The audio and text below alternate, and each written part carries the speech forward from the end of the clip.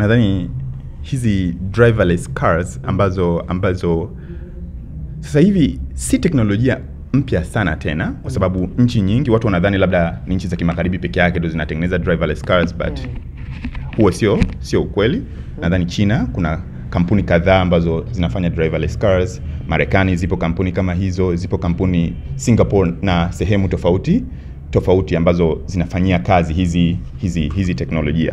Now in terms of yani kampuni ambazo tayari zina magari yapo barabarani kabisa ambayo yanachukua abiria, nadhani unaweza, China kuna kampuni inafanya hivyo, na Marekani kwa mfano ile ambayo niliwaonyesha juzi hapa katika conference, kampuni ya cruise, yani unaweza kabisa ukatumia application.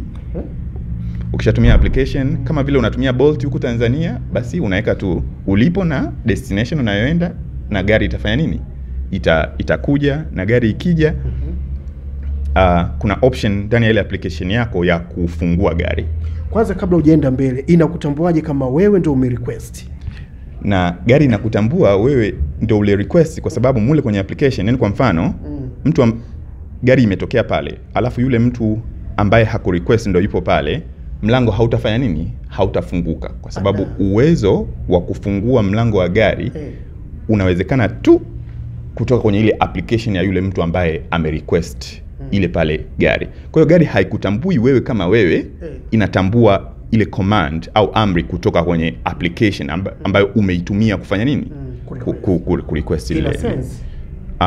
Yani hiyo kutambua hiyo command kutoka kwenye application kwenda kwenye gari ni teknolojia ambayo ipo kwa miaka mingi. Yani kwa mfano mimi Marekani kuna application huwa naitumiaga kuazima gari za watu kuendesha. Umeona? Kwa hiyo yani unaenda mule kwenye application, unaazima gari, ukishaazima gari unalipia na kila kitu. Alafu ukifika pale mwenyewe alipopaki kuna maelekezo pale nakwambia bonyeza this app, the car will open. Kwa hiyo this is not some new technology, it's a technology ambayo hiyo ya kusense kwamba gari ifunguke au isifunguke ni teknolojia ambayo ipo kwa miaka mingi. Kwa hiyo haikutambui wewe, bali inatambua tu ile amri ambayo ukisema open the door and then the door will open. Kwa hiyo mlango unafunguka, na of course ndani ya gari hamna dereva au hamna kitu chochote. Unaingia ndani, unafunga seat belt. Ukifunga seat belt, gari inakwambia safari ipo tayari kuanza, na safari inafanya nini? Inaanza. Ukifika mahala ambapo unatakiwa kufika, gari itasimama, itakwambia hii trip imefanya nini? Imekamilika. Please hakikisha umechukua yani vitu vyako vyote. Alafu unashuka. Ukishashuka baada ya sekunde kama 30 hivi or something like that, gari itafanya nini? Itaondoka. Na yani hizi mashine zinaweza kufanya hivyo vitu nadhani kwa sababu mbili. Jambo la kwanza ni uwepo wa sensors. Yani dunia hivi sasa tumeweza kudevelop sensors ambazo they are very powerful na zinatuwezesha, yani kwa mfano kuiwezesha ile gari kutofautisha kati labda ya mtu na mnyama, au kutofautisha kama zebra crossing na kitu nini na kitu kingine, au kuangalia pale kwamba hii tani ya njano au nini au nyekundu. Like all those are enabled kwa zile sensors ambazo zinaiwezesha gari kufanya nini? Kuona. Sasa gari ikishaona, yani kwa mfano kama sensor ni kamera, ile picha ikishachukuliwa inabidi ifanyiwe tafsiri. Umeona? Na hiyo sasa ile kufanyiwa tafsiri na vitu kama hivyo, hapo ndo kwenye hizi artificial intelligence sort of like algorithms zinapofanya nini? Zinapoingia. Na hizo algorithms ambazo zinatumiwa kufanya tafsiri ya hizo sasa data ambazo zimekuja kutoka kwenye mazingira zinakuwa powered kwa kutumia chips. Na hizo chips ndo kama Bongo ambazo sasa zinatumika kufanya nini? Kuziwezesha hizo algorithm kufanya hizo tafsiri na vitu kama hivyo. Kwa hiyo nadhani ni vitu vitatu. Kitu cha kwanza sensors, kitu cha pili nilikuwa na swali lakini kama ndio ulikuwa umelijibu muhimu kwenye sensor, kwa sababu barabarani kuna foleni bwana kuna lolote linaweza ikatokea. Kuna inaongeza speed yenyewe, na pale na haina dereva, lakini tuna usukani unazunguka hivi kushoto kulia na vitu kama hivyo. Kwenye swala la kufunga breki, kusimama na nini, kuna kuaje hapo? Yani hizo zote zinawezeshwa na hiyo algorithm, kwa sababu sensor zinaleta data, alafu algorithm inasaidia kufanya decision, kufanya uamuzi kulingana na zile data ambazo zimefanya nini, zimekuja. Kwa hiyo kama tunaingia kwenye barabara ambayo speed yake ni kilomita 50 kwa saa, basi tutaona ile alama ambayo inasema kwamba hii ni barabara ya speed kilomita 50 kwa nini, kwa saa, au data zitakuwa zipo tayari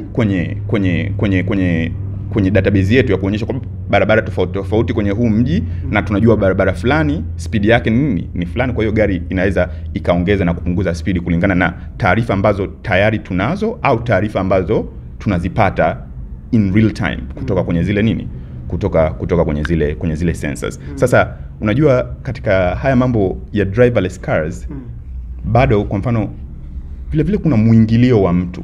Yani kwa mfano kwa hivi sasa sometimes labda tuseme mtu amue kucheza na lile gari. Gari driverless car inakuja, alafu mtu amue asimame mbele tu, asiondoke. Na sasa gari of course itafanya nini? Itasimama pale and it won't go anywhere. Kwa hiyo ikitaka labda kukupisha, alafu ukaifuata, alafu ukaendelea kuifuata, what will the car do there? Kwa hivi sasa kuna mtu yani at a central database ambaye yeye anakuwa kama vile anafuatilia zile gari zinavyofanya nini, zinavyoperform. Kwa hiyo kama hamna tatizo, yeye anakuwa hana kitu chochote cha kufanya. Lakini kama kukiwa na tatizo, basi yule mtu anaweza kufanya nini? Anaweza kuingilia, ikiwamo kufanya nini, labda kumtuma, labda kupiga polisi, au kufanya nini ili kuhakikisha kwamba kuna usalama. Sasa hiyo level ndio wanaita kama vile level 4 automation. Yani kuna level tofauti za driverless cars. Hiyo ni kama level ya 4. Level ya mwisho sasa ndio ambayo itakuwa sasa haihitaji hata mtu, kwamba hizi zinaweza zikafanya maamuzi yote zenyewe. Sasa hiyo level ya 5 nadhani kwa hivi sasa hakuna kampuni ambayo imefikia kwenye hiyo level. Tunaona teknolojia hizi kama hivi zinavyokuja zinarahisisha shughuli zetu za kawaida, lakini mwisho wa siku tunaona kama zinapoka ama zinaondosha watu katika ajira. Hapo eneo hilo unalizungumziaje? Nadhani unaweza kuzungumzia kupunguza ajira, au unaweza kusema kutengeneza ajira mbadala. Kivipi? Yani kwa mfano mwaka 1930 kulikuwa hakuna watu ambao ni maengineer labda wana focus kwenye kudesign hizi algorithms za artificial intelligence. Walikuwa hao nini? Hawapo. Lakini teknolojia imeendelea. Sasa hivi hizo ni kazi mpya ambazo zipo. Kwa hiyo kama vile ambavyo labda tuseme hizi gari ambazo labda hazina madereva, labda mwaka 2100 zikaondoa haja ya uwepo wa madereva, basi zitaleta haja ya uwepo wa kazi tofauti ambazo yani zitakuwa zina maintain labda hizo gari, au zinafanya nini, ku maintain labda data centers, yani sehemu ambazo zina store information ambazo zinatumika kuwezesha yani kwa sababu hizi gari zinafanya kazi kwa kutumia labda network like data and stuff like that, Kwa hiyo all those things are going to be, itakuwa ni new things ambazo tunahitaji kufanya nini, kuziendeleza. So yes, kuna kazi zitafanya nini, zitaondoka, lakini vile vile kuna kazi mpya zitafanya nini, zitakuja ambazo zinaletwa directly na hizi teknolojia teknolojia mpya. Sipati picha namna teknolojia hiyo sasa ikija labda kwa nchi za Afrika, hususan kwetu hapa Tanzania tuzungumzie. Na sisi wa Tanzania kasumba zetu, gari inaweza likakufuata pale umerequest inakuja, kuna kuchelewa kutoka ndani, limekufuata sehemu fulani unachelewa kutoka, lakini unaweza ukachajishwa ile wanaita waiting charge. Sasa hiyo itakuwaje? Inaleta uvumilivu vipi katika kusubiria mtu kwa muda mrefu, ama kunakuwa na specific muda wa kusubiri kujatokea inaondoka? Nadhani kwenye hilo, yani kama vile ambavyo sasa hivi ukiita taxi alafu ukaamua ukae nusu saa hujatokea, driver taxi ataondoka.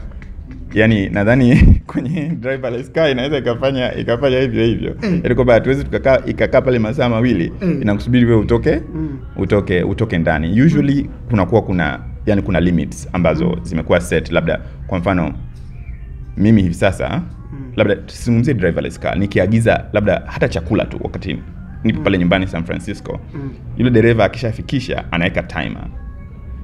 Yani ile timer ni dakika 8. Kwa hiyo anaweza kunisubiri pale mimi kwa dakika ngapi? 8. Ina maana zile dakika 8 zikiisha, yeye anaweza kaamua labda aendelee kunisubiri, lakini atanisubiri tu kwa maamuzi yake. Lakini kikawaida anaweza vile vile akafanya nini? Akaondoka, na akiondoka wewe tena haki yako ya kupata kile chakula au chochote ulichokiagiza inakuwa imefanya nini? Imekufa na kule kunini? Kuondoka kwake.